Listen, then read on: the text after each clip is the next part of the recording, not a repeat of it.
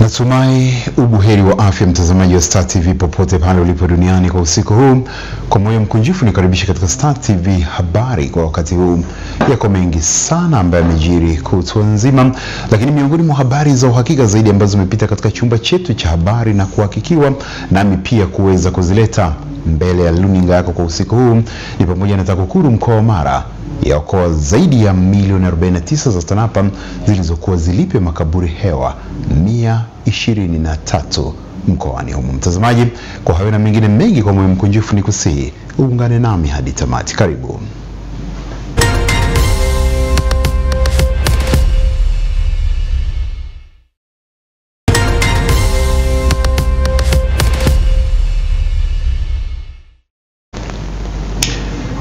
Mwenyeji wako kwa usiku huu ni mimi Charles Machugu, na moja kwa moja karibu tuanze na habari za kitaifa, ambapo chumba chetu cha habari kimetuandalia habari ambayo inasema Spika wa Bunge la Tanzania na Rais wa Umoja wa Mabunge Duniani IPU Daktari Tulia Ackson amewaongoza mamia ya waombolezaji walijitokeza katika maziko ya aliyekuwa askofu mkuu wa kwanza wa kanisa la Tanzania Assemblies of God TAG marehemu Dr. Emmanuel Lazaro.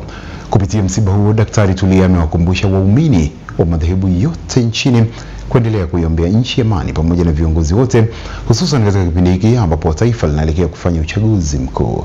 Taarifa ya mwanahabari wetu Emmanuel Makuliga inasomwa hapa studio.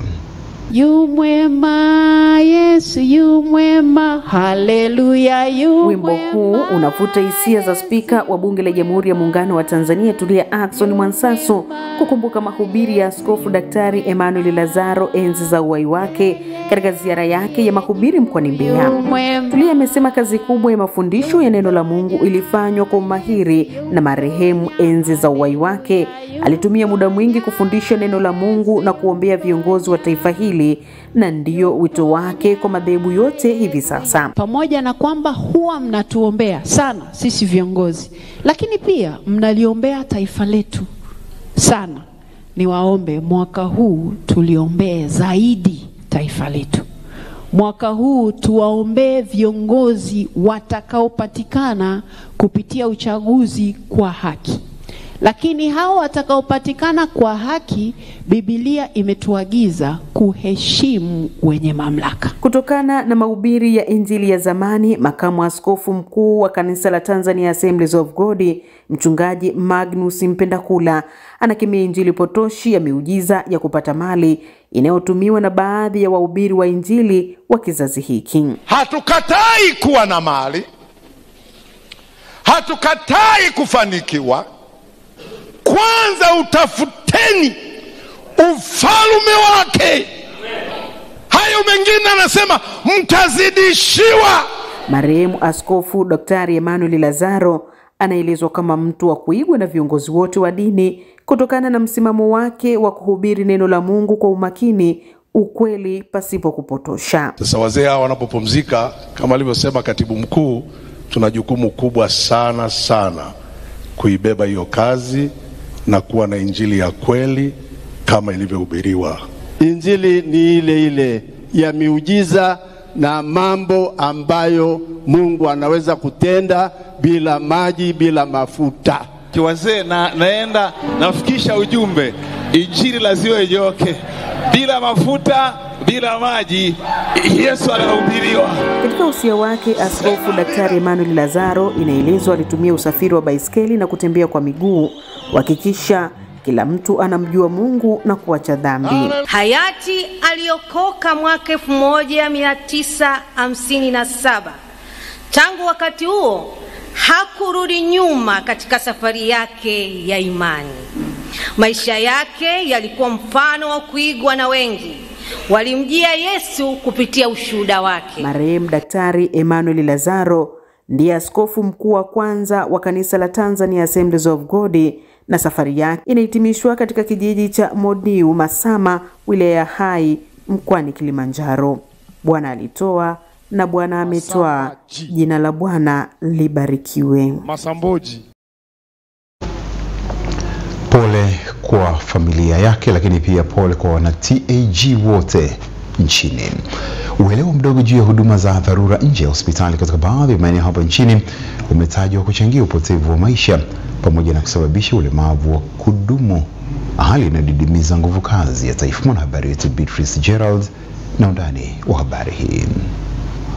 Kwa mujibu wa wataalamu wa afya, mgonjwa hupata huduma za dharura ndani ya dakika 5 baada ya kujulikana na hali ya ghafla ya ugonjwa au ajali. Ikiwa ni siku ya huduma za dharura duniani, Tanzania imepiga hatua katika hilo, ambapo ilianzisha huduma bobezi za dharura katika hospitali hapa nchini kwa zaidi ya miaka 15. Daktari bingwa wa magonjwa ya dharura kutoka taasisi ya The Same Qualities Foundation anabainisha kuwa licha ya maboresho ya huduma hiyo katika hospitali, bado uelewa kwa jamii ni tatizo linalosababisha vifo visivyo vya lazima. Tulivyo ni kwamba huduma nyingi watu nje ya hospitali wanazikosa, watu wengi hatuzitoi kwa sababu hatuna kitengo ambacho kinafanya kazi barabara kwenye mikoa yetu.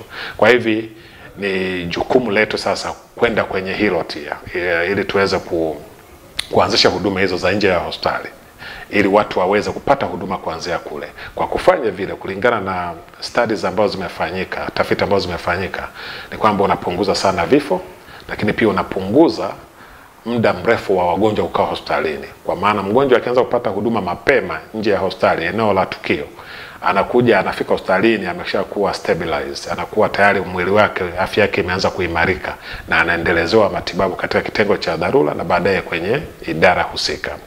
Lakini sasa kwa sababu hatuna hiyo huduma kwa sasa, au kama ipo basi haijakomaa vizuri, kwa watu wengi wanaweza kupoteza maisha maeneo ya matukio au njiani wakipelekwa hospitalini, au wanapofika hospitalini unakuta wamechelewa, wanapoteza maisha. Au kama wameweza kufika na wakalazwa, basi watakaa na muda mrefu hospitalini ambao utatumika kuweza kuwatibu ili waweze kufikia utimamu wa afya.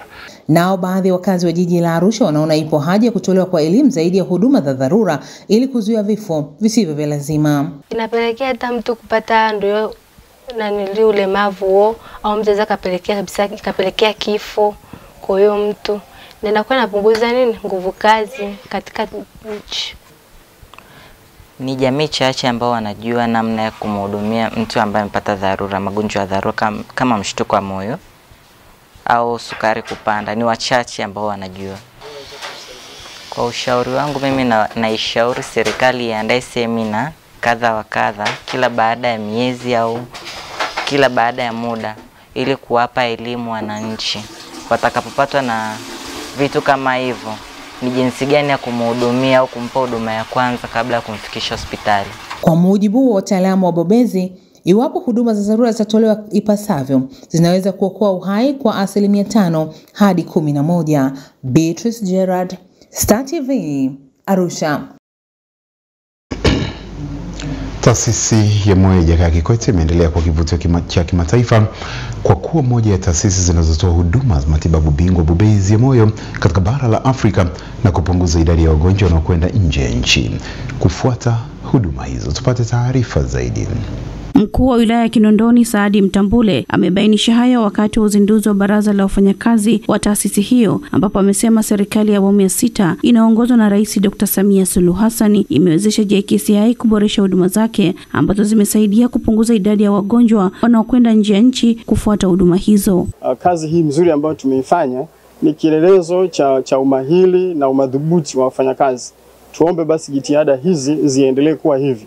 Sifa na ubora wa hizo huduma ziendelee kuwa pamoja.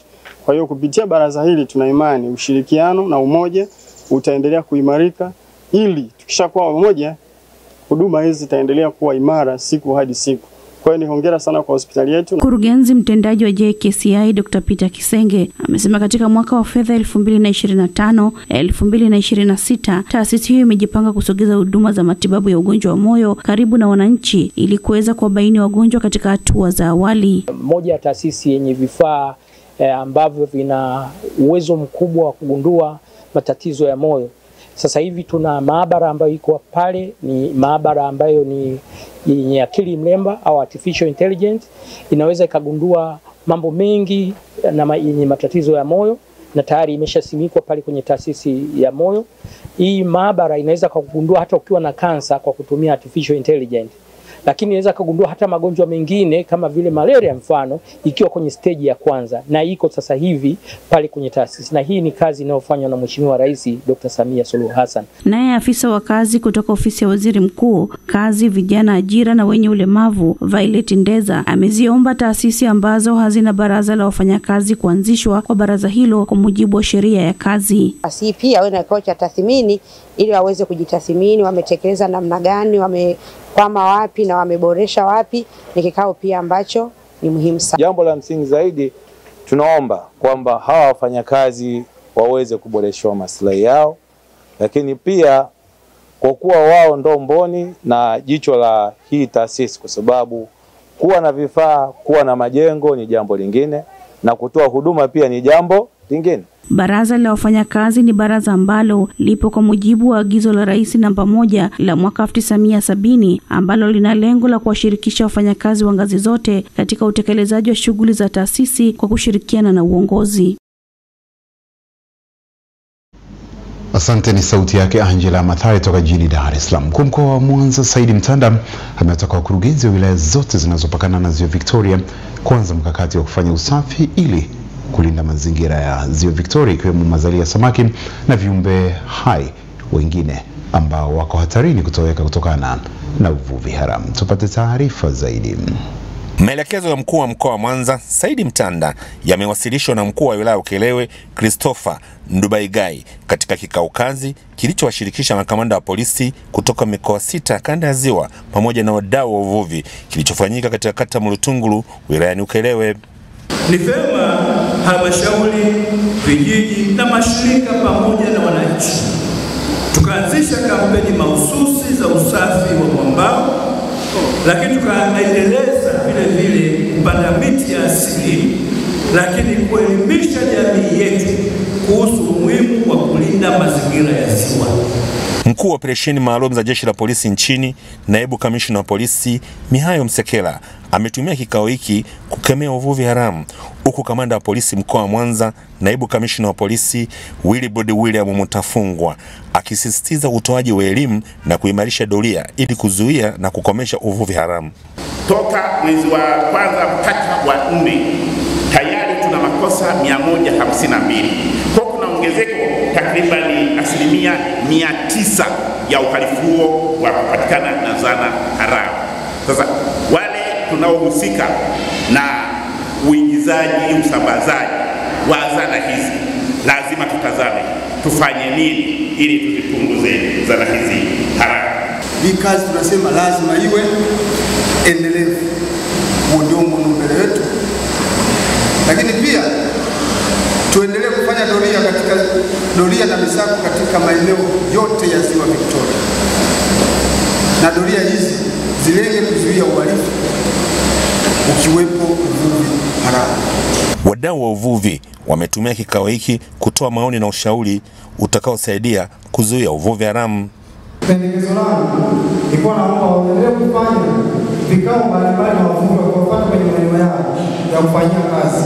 Sama muda mwingi wavuvi wale ambao tunawahitaji zaidi kwenye vikao hivi hawahudhurii. Baadhi ya makamanda wa mikoa wameendelea kufanya doria na operesheni mbalimbali kwenye Ziwa Victoria ili kuhakikisha wavuvi na mali zao wako salama. Na huu ni ushahidi tosha, na wavuvi wako hapa wanajua kwa kipindi hiki tuna hali nzuri sana, lazima tuwape hongera yao. Kikao hiki kimehitimishwa huku maazimio 7 yakitolewa, ikiwemo kuimarisha doria za mara kwa mara za kikanda ili kuzuia uhalifu ziwani, ikiwemo uvuvi haramu. Kutoka wilaya Ukerewe mkoani Mwanza, Respicius Kaiser. Taasisi ya kuzuia na kupambana na rushwa nchini SACCOKURU mkoa wa Mara imeokoa zaidi ya shilingi milioni 49 za TANAPA zilizokuwa zikitaka kulipia makaburi hewa 123 iliyopo katika eneo la Nyatwali wilayani Bunda ili kupisha upanuzi wa hifadhi ya taifa ya Serengeti. Habari zaidi huu hapa Sadika Hunga. Fedha iliyokuwa ilipwe kama kifuta machozi kwa wanufaika wa makaburi hewa 123 ambapo kila kaburi lilipaswa kulipwa shilingi 400,000. Kamanda wa taasisi ya kuzuia na kupambana na rushwa nchini TAKUKURU mkoa wa Mara, Mohamed Sharifu, ametoa taarifa hiyo mbele ya vyombo vya habari, huku akiongeza kuwa fedha hizo zimeokolewa baada ya kubainika kutokuwepo kwa viashiria na miili ya binadamu katika makaburi 123. Uchambuzi wetu ulibaini kuwa katika hatua ya uthaminishaji, makaburi hayo yathaminishwa kwa namna yalivyotambulishwa na kuonekana kuwepo, na sio kwa wathaminishaji kujiridhisha na kuwepo kwa miili ndani ya makaburi yale. Ushauri wetu huo ndio uliowezesha kupatikana kwa makaburi 123 hewa ambayo hatimaye wanufaika wake hawakulipwa fidia ya shilingi milioni 49 na laki 2. Katika chunguzi nyingine, Kamanda Sharifu anasema wamefanikiwa kuokoa zaidi ya shilingi milioni 121 zilizokuwa zimetengwa kwa ajili ya ununuzi wa vifaa vya hospitali ya halmashauri ya wilaya ya Bunda. Fedha hizo zilikuwa zimetengwa na kuanzishiwa mchakato wa manunuzi ya vifaa vya ujenzi ambavyo tayari vilishanunuliwa katika awamu ya kwanza ya mradi na vingine vilishafungwa kwenye majengo husika. Hakusita kuwataka wananchi kushirikiana na TAKUKURU kwa kutoa taarifa juu ya vitendo vinavyoashiria kuwepo kwa rushwa na matumizi mabaya ya fedha za umma. Sadiki Unga, Star TV, Mara. Uongozi wa serikali ya wanafunzi chuo cha uhasibu Tanzania TIA campus ya Mwanza umeiomba serikali kuendelea na jitihada za kukamilisha mradi wa ujenzi wa mabweni katika chuo hicho ili waondokane na adha inayowakabili inayochangia wakae nje ya chuo hicho. Taarifa zaidi huyu hapa mwanahabari wetu Wilson Elisha. Akizungumza baada ya hafla ya kuapishwa uongozi mpya wa serikali ya wanafunzi, rais wa chuo hicho Betha Molel amesema licha jitihada za serikali kuboresha miundombinu ya chuo hicho, lakini ni muhimu ikatupia jicho suala la mabweni. Tunaiomba serikali kwa mradi wa hostel ambao umeanza uweze kukamilika haraka ili kuepuka adha, kwa sababu wanafunzi wengine wanaibiwa, wengine wanafanyiwa hata ulawiti uko nje. Kwa hiyo tunaiomba serikali itusaidie kukamilisha hiyo hostel ili tunaposema elimu kwa ufanisi tuipate elimu kwa ufanisi. Baadhi ya wanafunzi katika chuo hicho wameshukuru zoezi la kuapishwa kwa viongozi waliochaguliwa, huku katibu wa CCM TIA campus ya Mwanza Paulo Shija akizungumzia namna serikali ilivyotoa fedha. Wanafunzi tunakutana na adha nyingi kama kuibiwa, kuchelewa kufika shule kwa wakati. Ningeomba Mheshimiwa Rais aliangalie hilo na hakikisha anatupa fedha kwa ajili ya kumalizia ujenzi wa mabweni. Toka chuo kihamia hapa Nyaumango, changamoto kubwa ilikuwa ni wanafunzi wamepata changamoto kubwa sana kwa masuala ya makazi. Nyumba zimekuwa za shida, hata nyumba pia hazina hadhi ya kiwango hicho. Pia watu, jamii imechukulia kama fursa. Kwa maana yake bei za vyumba vimepanda. Maana yake hata wanafunzi kumudu zile gharama imekuwa ni shida. Kwa miundombinu mizuri aliyoimarisha katika chuo chetu, tumeona ameleta zaidi ya bilioni 8 kwa ajili ya majengo ya academic. Pia ameleta shilingi bilioni 11 kwa ajili ya ujenzi wa hosteli ya wanafunzi wa kiume na kike. Akiwaapisha viongozi waliochaguliwa, wakili wa mahakama kuu ya Tanzania Dionis Rubango amewasisitiza kuzingatia sheria na kuviishi viapo walivyoapa. Tumewaasa viongozi wapya wawe daraja, waweze kutumikia shule, waweze kutimiza yale malengo ambayo waliyahitaji, lakini kikubwa ni nidhamu na ushirikishwaji na uongozi ambao umetukuka. Wanafunzi 1000 wa chuo cha uhasibu campus ya Mwanza TIA wameshiriki katika uapisho wa viongozi hao. Wilson Elisha, Star TV, Mwanza. Wakati huo, Jeshi la Kujenga Taifa JKT limewataka vijana wote waliohitimu kidato cha 6 kutoka shule za sekondari za Tanzania bara kuripoti kwenye makambi waliochaguliwa kupata mafunzo ya jeshi hilo kwa mujibu wa sheria mwaka 2025. Mwanahabari wetu Joyce Ngeragera na taarifa zaidi kutoka jijini Dodoma. Wito wa kuitwa kwa wahitimu hao umetolewa makao makuu ya Jeshi la Kujenga Taifa JKT Chamwino mkoani Dodoma na kaimu mkuu tawi la utawala Kanali Juma Mrai kwa niaba ya mkuu wa jeshi hilo Major General Rajab Mabele. Sanjari na wito huo, Jeshi la Kujenga Taifa limewapangia makambi watakayokwenda kupatiwa mafunzo na wanatakiwa kuripoti makambini kuanzia kesho tarehe 28 Mei hadi tarehe 8 Juni 2025. Wahitimu wenye mahitaji maalum and physical disabilities waripoti katika kambi ya Ruvu Jeshi la Kujenga Taifa iliyopo Mlandizi mkoani Pwani, ambayo ina miundombinu ya kuwahudumia watu hao. Orodha kamili ya majina ya vijana hao, makambi ya JKT waliopangiwa, maeneo makambi hayo yalipo na vifaa watakavyotakiwa kwenda navyo inapatikana katika tovuti ya Jeshi la Kujenga Taifa ambayo ni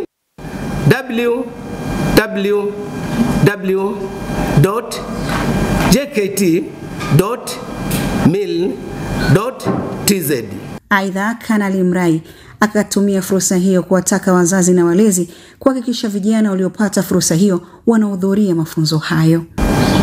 Tunapowaita wa vijana, tunawafundisha na kuwaandaa kwa ajili ya makuzi yao, kwa sababu wametoka kulelewa shuleni. Sasa hivi baada ya kwenda vioni au kwenye shughuli mbalimbali, wanaenda kujitegemea, wanajiendea kama wao. Kwa hiyo tunaenda tunawajengea ule uzoefu, kuwajengea kujiamini, kwa sababu ataenda kuanza maisha ya peke yake. Kwa hiyo tunaomba sana wazazi na walezi wawaruhusu wa vijana waje kwa ajili ya mtakabali wao wa maisha yao. JKT ni mahali salama, mahali ambapo kijana anafundishwa kuwa na nidhamu, anafundishwa kupenda kazi na kujitolea na kulipenda taifa lake. Kwa hiyo nawaomba sana wazazi wawaruhusu vijana wao waje kuhudhuria mafunzo haya ya Jeshi la Kujenga Taifa.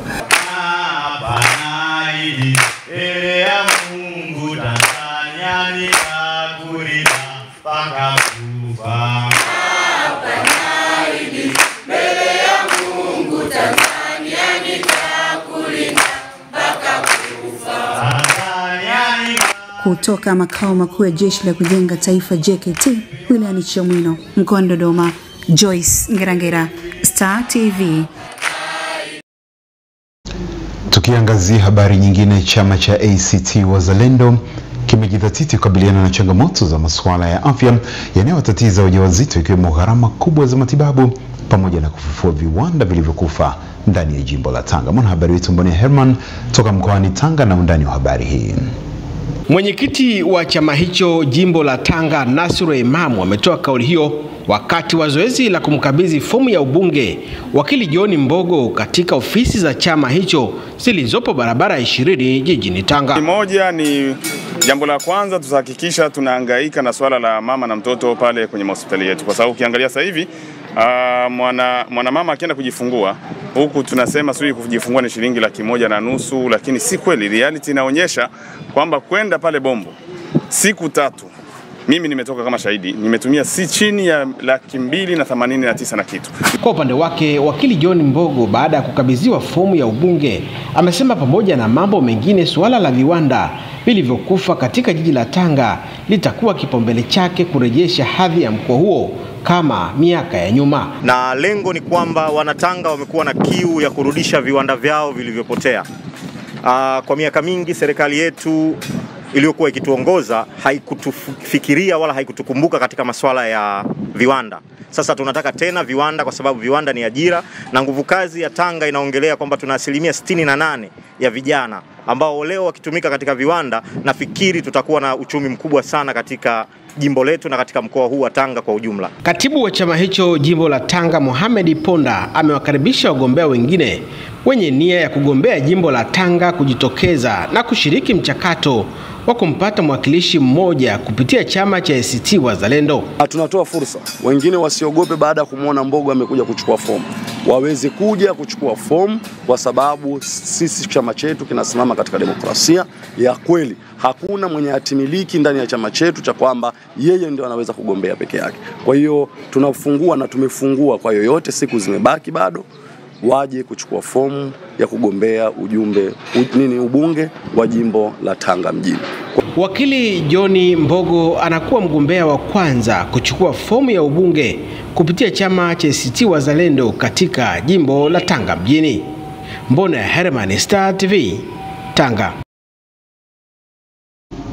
Jumuiya ya tawala za mitaa nchini mkoa wa Mara ALAT umeridhishwa na utekelezaji pamoja na usimamizi wa miradi ya maendeleo katika halmashauri ya mji wa Bunda kule mkoani Mara. Taarifa kamili na mwanahabari wetu Frankius Cleophas.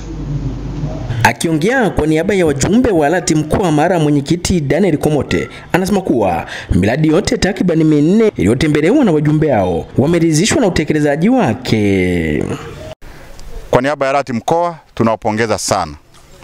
Sisi tumeridhishwa. Tumepita kwenye miradi mbalimbali.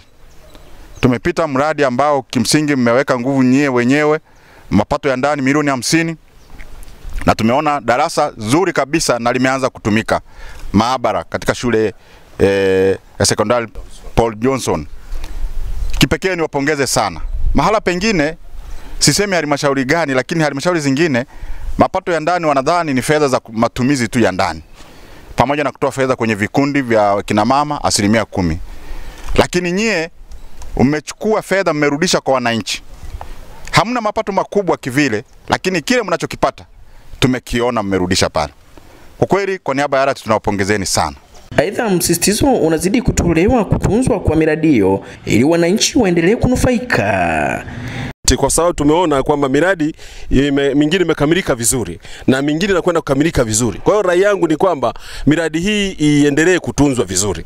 Iko miradi ambayo inakamilika baada ya muda mfupi unakuta miradi hiyo imekwisha kuharibika. Sasa tafadhali sana sisi kila mtu kwa sehemu yake aweze kuhakikisha kwamba miradi hiyo basi iweze kusimamiwa vizuri ili iweze kufikia kila ambacho kimekusudiwa na serikali yetu na wananchi. Mheshimiwa Mwenyekiti, ukiona miradi mlioitembelea katika halmashauri yetu ya mji wa Bunda ni kutokana na usikivu mzuri na uelewano mzuri tunaofanya kati ya waheshimiwa madiwani, mkurugenzi na timu yake, mkuu wetu wa wilaya, mkuu wa mkoa na Mheshimiwa Dr. Samia Suluhu Hassan. Tunashirikiana vizuri sana na serikali. Mimi nichukue nafasi hii kuwapongeza wana Bunda kwa kazi nzuri ambazo tumeziona kwenye ziara hii. Kikubwa ambacho ninataka niwaambie, tumetembelea miradi ambayo pesa imetoka serikali kuu, lakini pia tumetembelea pesa ambayo ni ya mapato yao ya ndani. Kwa hiyo mimi niwapongeze sana. Nikiripoti kutoka Rani Bunda mkoani Mara, Frankius Cleophas, Star TV. Baada ya mapumziko mafupi, nikirejea hapa itakuwa ni wasaa wa jicho letu mkoani. Hii ni Star TV.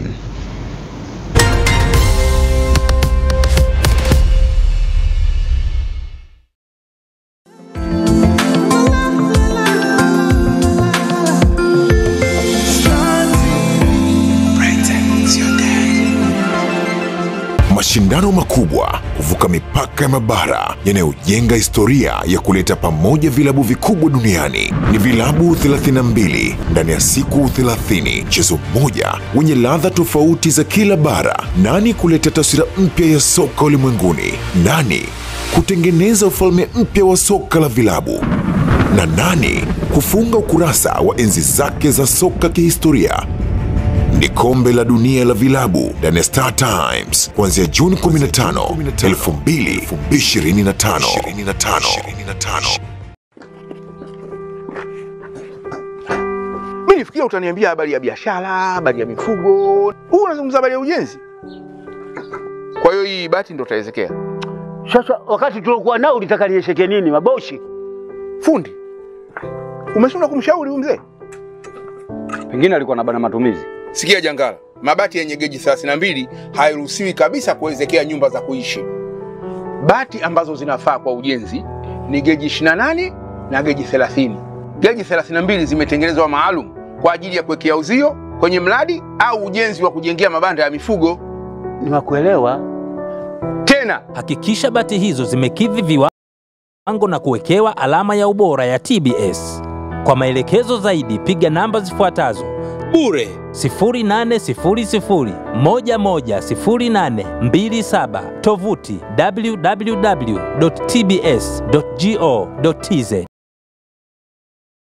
Nimefanikiwa kupata kazi kwa muda baada ya kutumia platform ya Nafasi. At first nilidhani ningeweza kuona list za kazi na kuweza kuapply mwenyewe kwenye app, lakini nikaelewa kuwa app yenyewe ina apply kwa niaba yangu. Nikaweza kupata taarifa za interview na kujua nimechaguliwa kufanya interview zipi kwenye app. Kupitia Room Your God, irahisisha zoezi zima kuwa rahisi tofauti na mwanzo.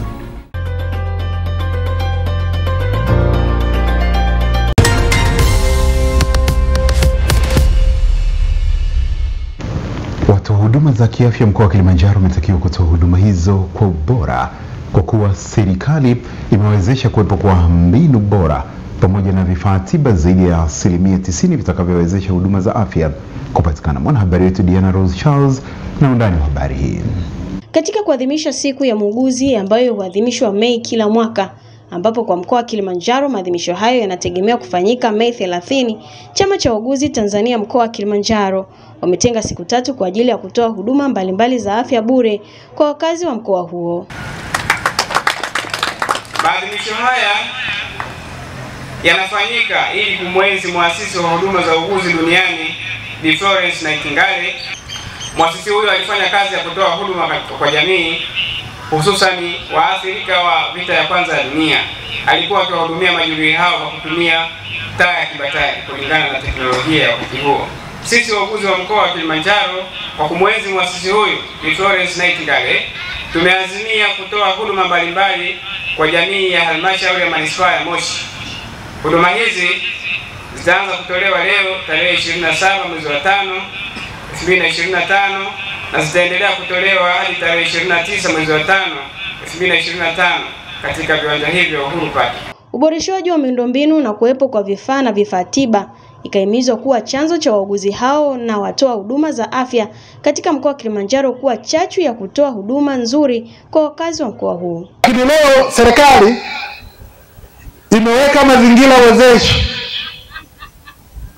Kila vituo vya kutolea huduma za afya kuna taa za kutosha. Tuna vifaa na vifaa tiba vya uhakika. Tuna mashuka mazuri. Tuna bidhaa za afya zilizotosheleza. Mkoa wa Kilimanjaro tu upatikanaji wa dawa ni zaidi ya 96%. Hebu tupigie makofi sana serikali kwa namna ambavyo imewezesha upatikanaji wa bidhaa za afya za uhakika katika vituo vyetu vya kutolea huduma. Kwa hiyo hatuna aina yoyote ya kisingizio. Mazingira yetu ni bora. Muasisi wetu alifanya katika mazingira hafifu. Kwa hiyo hatuna kisingizio kwa nini tusitoe huduma zinazokuwa rafiki kwa wateja wetu. Baadhi ya wakazi wa manispaa ya Moshi waliojitokeza ili kupata huduma hizo wakashukuru kwa kuwepo kwa huduma hizo bure. Tumefika hapa, tumepata huduma vizuri ya macho. Kwa hiyo sasa hivi hapa na niko katika harakati ya kwenda kupima macho. Matarajio yangu ambayo nikipata huduma kwa siku 3 nadhani nitakuwa imeimarika zaidi. Diana Rose Charles, Star TV, Kilimanjaro. Baada ya mapumziko mafupi ni habari za biashara na uchumi.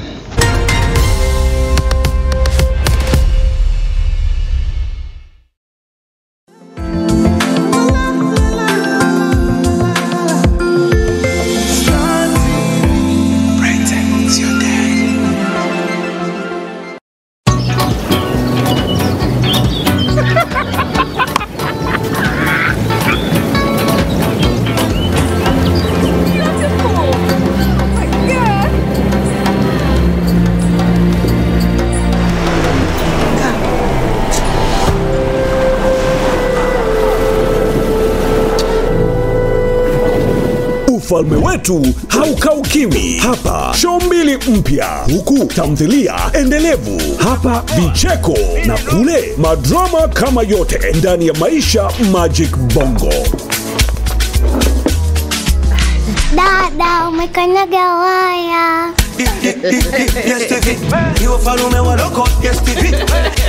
Kulipia piga *150 *53 reli. Wafalme wa loko, usikanyage waya.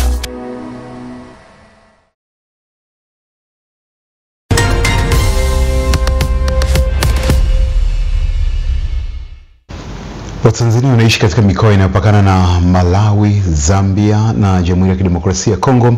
Wao wametakiwa kuchangamkia fursa mbalimbali za kibiashara na uwekezaji zinazopakana katika mataifa hayo jirani ili kuweza kuinua uchumi wa taifa. Taarifa zaidi na mwanahabari wetu Laudens Simkonda. Kauli hiyo imetolewa na mabalozi wa Tanzania katika nchi hizo tatu walipohutubia kongamano la kiuchumi lililoandaliwa na chemba ya wafanyabiashara wenye viwanda na kilimo TCCIA mkoa wa Mbeya. Balozi wa Tanzania nchini DRC Said Mshana amesema kuna fursa nyingi katika sekta ya kilimo, uchimbaji wa madini na huduma za usafirishaji ambazo Watanzania wanaweza kuzitumia kwa faida yao. Tuna mahusiano mazuri sana kati ya DRC na Tanzania, mahusiano ya kisiasa na kidiplomasia.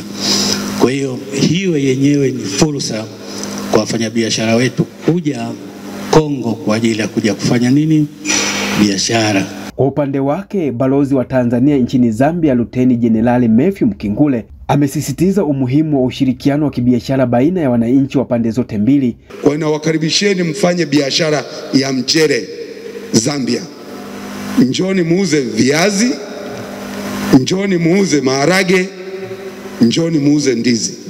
Kuna soko kubwa. Balozi wa Tanzania nchini Malawi Agnes Kayola naye amewataka wafanyabiashara wa Tanzania kutumia urahisi wa usafiri na ukaribu wa kijiografia kupeleka bidhaa nchini humo. Maonesho haya yanayofanyika ni njia mojawapo pia ya kuweza kuwasaidia na kuona ni vitu gani vya ziada mbali na vile ambavyo tayari vinapelekwa Malawi, mnaweza pia mkaja kuvileta kule. Mkuu wa mkoa wa Mbeya Dr. Juma Homera ambaye alikuwa mgeni rasmi katika kongamano hilo amesema serikali ipo tayari kuwawezesha wananchi wanaotaka kufanya biashara kimataifa na kuwahamasisha kuchangamkia fursa zinazopatikana ukanda wa mpakani. Ukienda China, wenzetu biashara wako juu.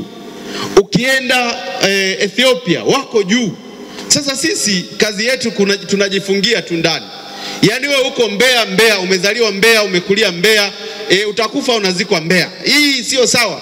Mwenyekiti wa TCCIA mkoa wa Mbeya Sichinga amesema kongamano hilo ni la kimataifa na limewaleta pamoja wafanyabiashara kutoka mikoa mbalimbali ya Tanzania na mataifa jirani. TCCIA ikiwa inamwakilisha sekta binafsi, tukutane na sekta ya umma kwa lengo la kujadili na kuja na mikakati ya kuimarisha uchumi wa mkoa wa Mbeya. Kwa mujibu wa takwimu kutoka Wizara ya Viwanda na biashara kati ya Tanzania na nchi jirani za Malawi, Zambia na DRC imekuwa ikikua kwa wastani wa 8% kila mwaka, huku bidhaa za chakula, vifaa vya ujenzi na nishati zikiongezeka kwa mauzo ya nje, na hii ni ishara tosha kuwa ukanda wa mipakani si tu lango la kijiografia bali pia ni lango la kiuchumi kwa maendeleo ya taifa. Laudens Simkonda, Star TV, Mbeya. Shukran Laudens Simkonda. Uongozi wa shirika la bima la taifa NIC limechangamkia fursa ya uwepo wa miradi mikubwa ya kimkakati na sekta binafsi na sio kutegemea miradi ya serikali ambayo wana uhakika wa kuipata. Tupate taarifa zaidi. Mwandu amesema hayo jijini Mwanza akiwa kwenye ziara ya kikazi wakati akitambulisha bodi ya shirika la bima la taifa kwenye ofisi ya mkuu wa mkoa wa Mwanza. Tuliona kama bodi sio vizuri kukaa ofisini na kuletewa kwenye mkutano na kuletewa taarifa kwamba tunafanya hiki na hiki. Kwa hiyo tuna utaratibu wa kutembelea sehemu mbalimbali ambazo NIC inatoa huduma, na uzuri kwamba NIC huduma zake zimetapakaa katika mikoa yote. Sasa hivi tunaendesha kwa kikanda na kanda ya Ziwa, lakini kuna kanda zingine za kusini, kaskazini na kadhalika. Kwa hiyo tukaona ni vizuri tukawatembelea wadau wetu na wateja wetu, tukaongea nao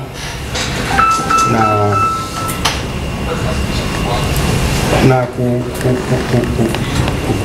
kujua wanazipokeaje huduma zetu za bima, na vile vile kusikia kutoka kwao changamoto ambazo wanazipata. Kwa upande wake mkuu wa mkoa wa Mwanza Said Mtanda amelitaka shirika la bima la taifa NIC kuongeza kasi ya uwajibikaji ili kufikia malengo yaliyokusudiwa na shirika hilo pamoja na wadau wanaohudumiwa na shirika hilo.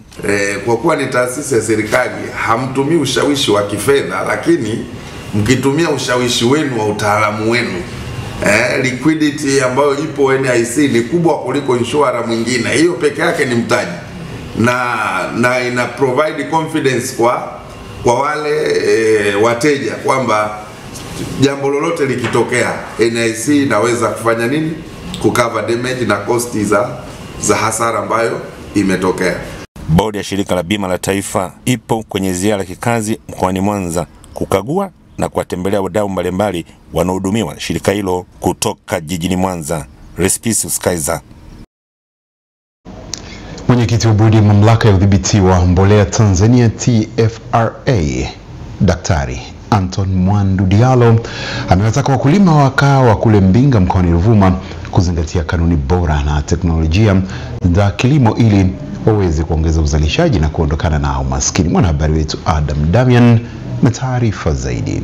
Daktari ametoa ushauri huo mkoani Ruvuma katika siku ya pili ya ziara ya bodi ya TFRA, ambapo amewasihi wakulima kuondokana na tabia ya kukariri majina ya mbolea na badala yake waangalie aina ya virutubisho vinavyohitajika kwenye mashamba na kununua mbolea yenye sifa zinazoendana na mahitaji ya udongo katika mashamba yao. Wanaita potassium ni ya muhimu sana hasa kwenye kahawa. Hakuna mkahawa ambao ukakosa potassium kwenye ardhi ukategemea utakupa matunda ya kutosha. Kitu kama hivyo sasa serikali awamu ya 6 hii inajitahidi uwezavyo ili tuweze kuwa tunajitegemea, lakini muanze kulima kilimo ambacho ni cha kisasa zaidi, chenye tija zaidi kwa ajili ya kupunguza kwanza itapunguza umaskini vijijini, lakini pia itapunguza tatizo la ajira.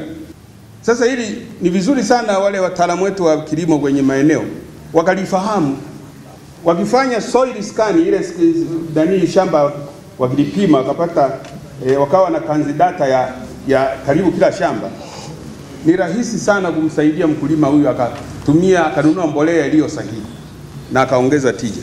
Kwamba mbolea ipatikane katika urefu sio zidi kilomita 1. Yaani mtu anayeuza mbolea awe kwenye maeneo ambayo ni karibu na mkulima. Ndio jambo ambalo tunalifanya, kwamba tunawaomba hasa kwenye halmashauri, kuna idara ile ya biashara, wahamasishe wafanya biashara wengi wajiandikishe kwenye uuzaji wa mbolea ili waweze kusogea karibu. Mwenyekiti wa bodi ya chama kikuu cha ushirika cha wakulima kahawa Mbinga, Michael Kanduyu, ameishukuru serikali kwa namna ilivyowakumbuka wakulima kwa mbolea ya ruzuku na kuwawezesha kuongeza uzalishaji. Asante. Mimi kwa majina naitwa Michael Paulus Kanduyu, mwenyekiti wa chama cha wakulima. Naam. Kwa majina naitwa Michael Paulus Kanduyu, mwenyekiti wa chama kikuu cha wakulima wa Mbinga. Mimi binafsi ni shukuru serikali ya Mama Samia Suluhu Hassan kwa namna ambavyo imetuangalia wakulima, hasa pale ambapo imeleta ruzuku na mbolea za ruzuku. Hizo mbolea za ruzuku zimetusaidia sana wakulima, hasa sisi wakulima wa kahawa, kwamba tumepandisha uzalishaji kutoka tani 16,000 mpaka kufika tani 24,000. Hii ni jitihada ambazo zimefanywa na serikali, lakini pia tuwashukuru TFRA kwa namna ambavyo wamejaribu kusimamia shughuli ya mbolea, hasa kwenye udhibiti wa mbolea pamoja na kuhakikisha kwamba mbolea hizi zinafika kwa wakulima kwenye maeneo ambayo wanazalisha. Lakini cha tatu, tunaendelea kuiomba serikali iendelee kutusaidia kama inavyotusaidia, na tunahakikisha kwamba mkulima mmoja mmoja atakuwa na uwezo, lakini pia serikali itapata na yenyewe mapato kutoka kwenye shughuli hizi za kilimo. Kwa hiyo tunamshukuru sana Dr. Samia Suluhu Hassan kwa namna ambavyo anatutendea haki wa Tanzania. Asante. Majina yako tena? Kwa majina naitwa Michael Paulus Kanduyu, mwenyekiti wa mbolea za ruzuku ili ziweze kutupushi kwa kile ambacho tumekianzisha.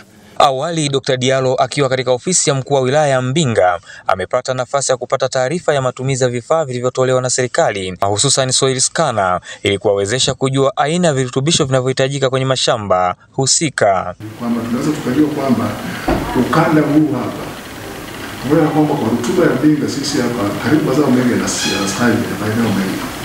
Lakini kwa kutumia vifaa hivi ambavyo tumeletewa na serikali, tunaweza tukafanya utambuzi na kuona kabisa kwamba ukanda huu kwa kwamba hata mazao mengine anaweza kufanya vizuri, lakini anaweza kufanya vizuri zaidi ni haya. Scanner zile wakitumia wataelewa deficiency vitu gani ambavyo vinachukuliwa na mimea kila mwaka. Shamba lile lilikuwa linazalisha 1975 nilikuta sasa hivi alizalishi tena kwa kiwango kinachotakiwa. Why? Kwa sababu hakuna replenishment ya right nutrients. Asante wana Ruvuma, hodi wana Njombe. Nikiripoti kutoka Nyumbi Bombi Mbinga mkoani Ruvuma, Adam Damian, Star TV. Hiyo ni taarifa yake Adam Damian toka kule Mbinga mkoani Ruvuma. Inatufikisha mwisho habari za uchumi, biashara na uchumi. Punde nitakujuza habari za michezo na burudani. Kuombe radhi kwa usiku huu wa leo hatutokuwa na habari za kimataifa.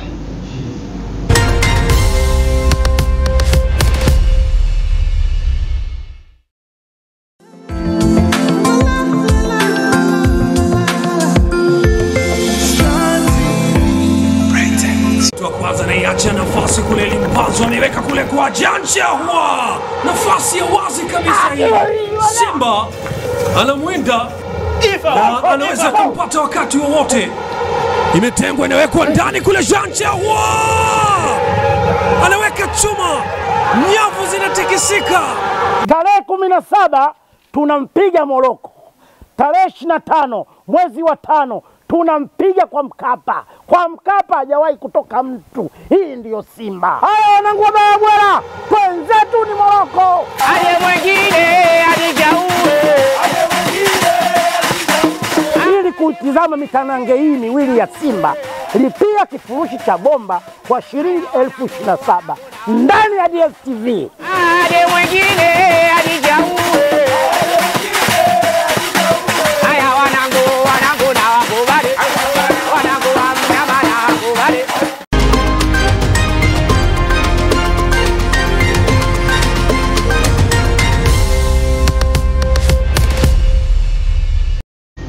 Mashabiki na wanachama wa klabu ya Simba kule mkoani Morogoro wamepongeza kiwango kilichoonyeshwa na timu hiyo kwenye michuano ya kombe la shirikisho Afrika, wakisema licha ya kushindwa kutoa ubingwa ila wamedhihirisha ukubwa wao kwa kuonesha ushindani, wakitegemea mafanikio makubwa zaidi kwa msimu ujao. Taarifa zaidi na mwanahabari wetu Omar Hussein.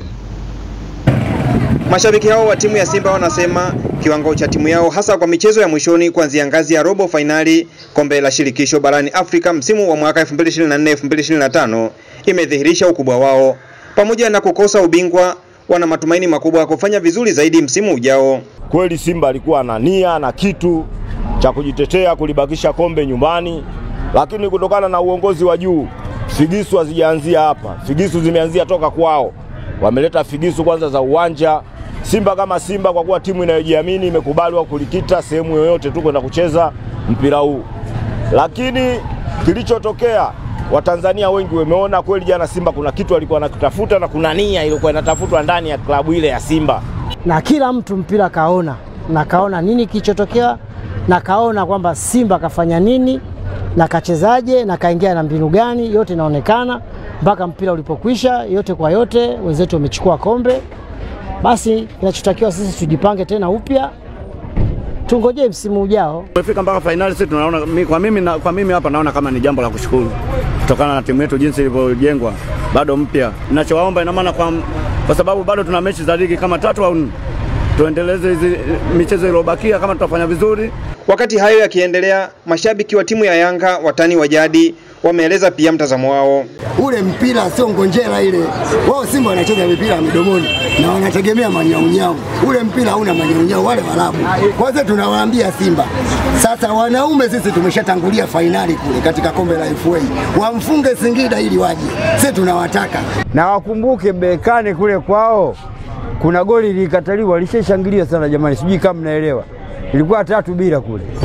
Na jana Simba vile vile hivyo hivyo. Wasilalamike sana, mbona kule Bekane hakulalamika? Au sio? Mimi nafikiri hapa tulipofikia sio. Tanzania kombe litakuja. Simba imefanikiwa kucheza hadi finali na kushindwa kutoa ubingwa wa kombe la shirikisho barani Afrika msimu wa mwaka 2024-2025 baada ya kupoteza kwa jumla ya mabao 3-1 dhidi ya mpinzani wake RS Berkane ya nchini Moroko. Kutoka hapa mkoani Morogoro, Omari Hoseni wa Star TV. Na sasa tujiunge na Godlisten Kitomari upande wa habari za michezo kimataifa. Kocha mpya wa Real Madrid Xabi Alonso ameweka